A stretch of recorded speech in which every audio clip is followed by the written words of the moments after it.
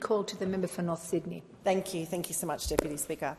I want to take a moment to just reframe this debate, because I think there's a lot of heat in this chamber at the moment, and rightfully so. We are all incredibly passionate advocates for our community and for our democracy.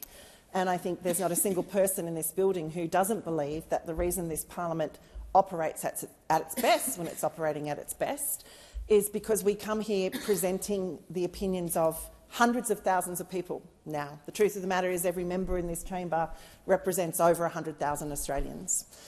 And our democracy was built from the very basis that every community should have the right to send somebody to speak for them in a way which is consistent for their voice. I rise today to support the member for Curtin's motion because I cannot see how it is an unreasonable motion. This reform is warranted. This reform is necessary. Australians need to know that their democracy is healthy. Australians have a right to know who is giving what money to whom, and they have a right to know how that money is being spent. You are not going to get an argument from me against that reform. What is egregious in the way that this legislation is proceeding is that, and I say this with respect to the Assistant Minister, through you, Deputy Chair, there has been a very long process of consultation to even get us to the point for this legislation to be tabled. There have been many voices that have been heard. We know there were hundreds of submissions on this matter made.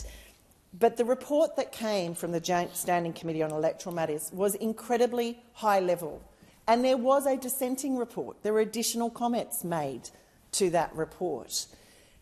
It's great that we finally have a minister who said he's prepared to listen to a committee, to work with his staff to bring forward a piece of legislation.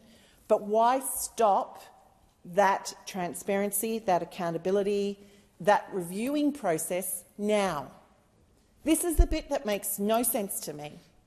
We've done the work, we've done the consultation, the legislation's prepared, great. This parliament still has near on 6 months to run. May next year is when this parliament formally expires. Why is the government insisting on introducing this massive piece of legislation as of Friday, I got it on Sunday, and telling us they want it through the House this week?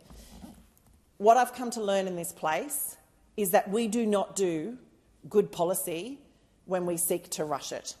We do not do good policy when we're afraid to have it scrutinised.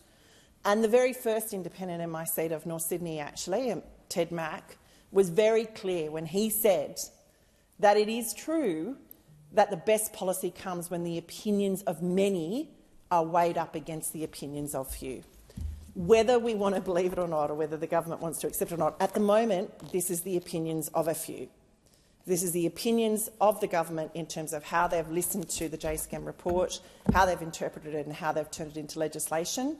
I support the member for Curtin's motion to have it referred to a committee, because by doing that what we enable is for the opinions of many to be taken on board in terms of what this reform looks like. And as a participatory democracy, as a democracy that exists to represent ordinary Australians should have every right to know that this piece of legislation has gone and been laid open in the sun for all to see and really deeply understand. So I do not understand why, in the interests of transparency, accountability and integrity, the right course of action for this legislation is to be referred to the Joint Standing Committee on Electoral Matters, for that to be taken through an inquiry process and for a report from that committee to come back, if you want it before the next election, next March.